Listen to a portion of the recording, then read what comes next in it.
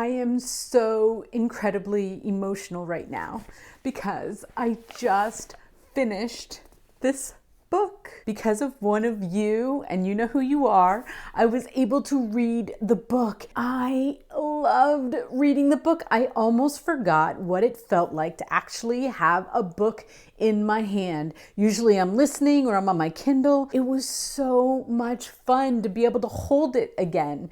And I've always been pro book, but it's amazing how you can get far away from it when you haven't had the book in a while. It's crazy. How do I feel about this book?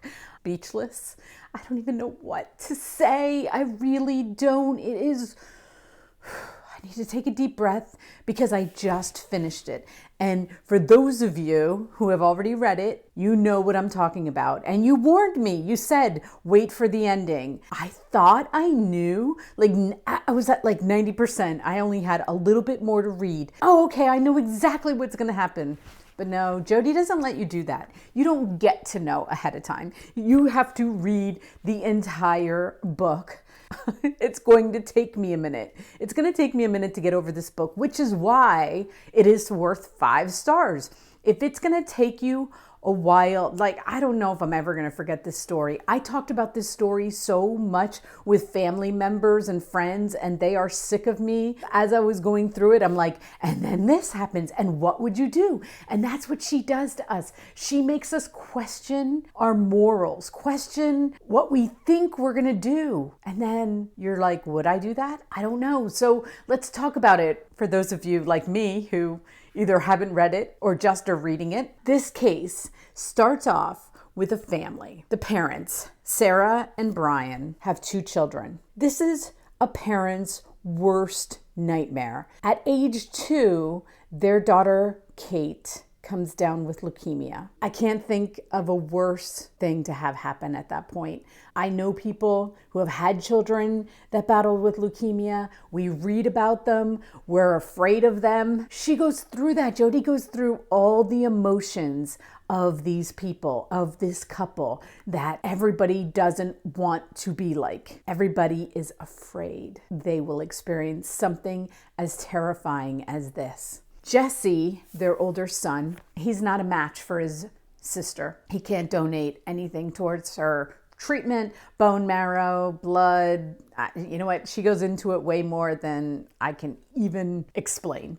She always does her research. Let's just admit that. She always does her research. The one doctor suggests, you know what? That doesn't mean that you can't have another child who would be a match. And so they do. They go through the process, which there is one, and they have their daughter, Anna.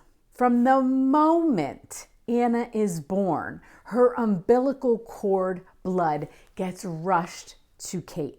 From the moment Anna is born, she is donating blood and plasma and bone marrow years and years as Kate gets sick and then as Kate recovers. They go through this and they're close as sisters. Fast forward to Anna's now 13, Kate is now 16. She decides to file a lawsuit against her parents because Kate needs a kidney.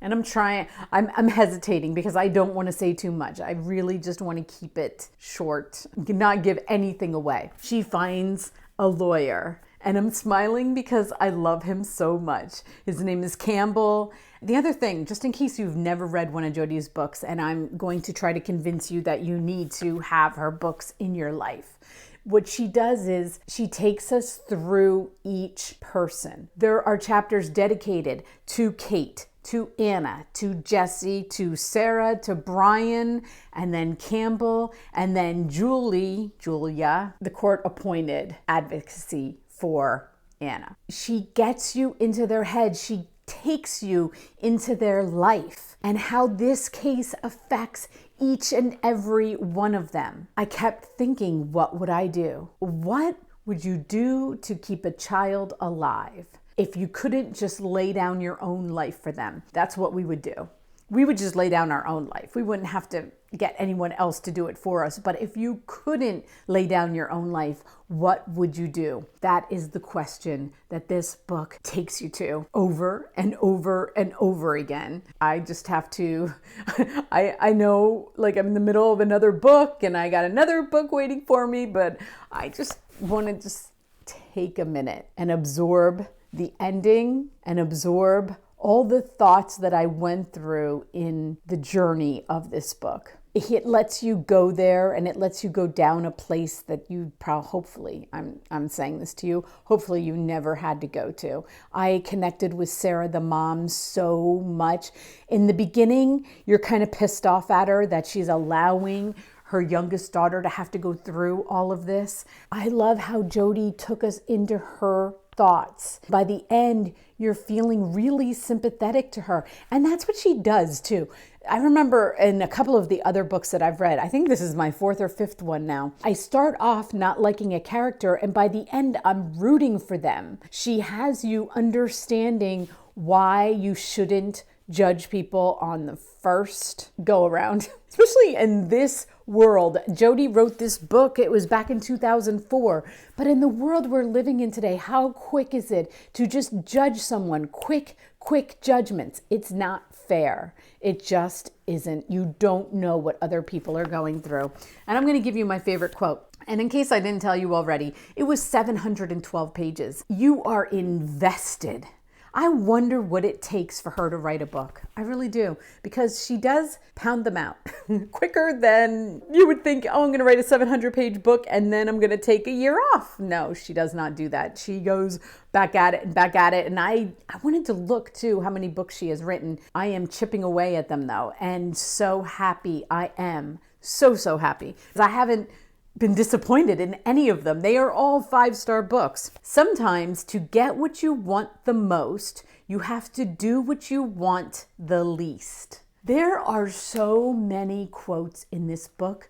I got tired of writing them down. She never ceases to amaze me. I've said this over and over again, so I'm sorry if I'm repeating myself, but this book is no different than the others when it comes to that. I took this one because when I read it, I kind of paused. I took a moment, put a little star next to it. That's what I do for my favorite quotes. It spoke to me, and it spoke to the things that you will discover in this book, which I don't want to give it away, so I'm not going to. I cannot suggest it enough. Cannot suggest it enough. Cannot give it a high enough rating. If I haven't convinced you that you need this book in your life, I don't know what to say. Please let me know. I know some of you have read it. You suggested it for me. But my other Jodi people, did you read this one? Tell me below. I want to know. Tell me which one I need to read next, please. Because I really don't know. Thank you so much for giving me the book so I could read it. That was so much fun. Thank you for suggesting it. Thank you for keeping me on this Jodi journey that I am loving so much. Please hit like if you like this video. Please subscribe if you haven't already. Have an amazing day. Until my next video.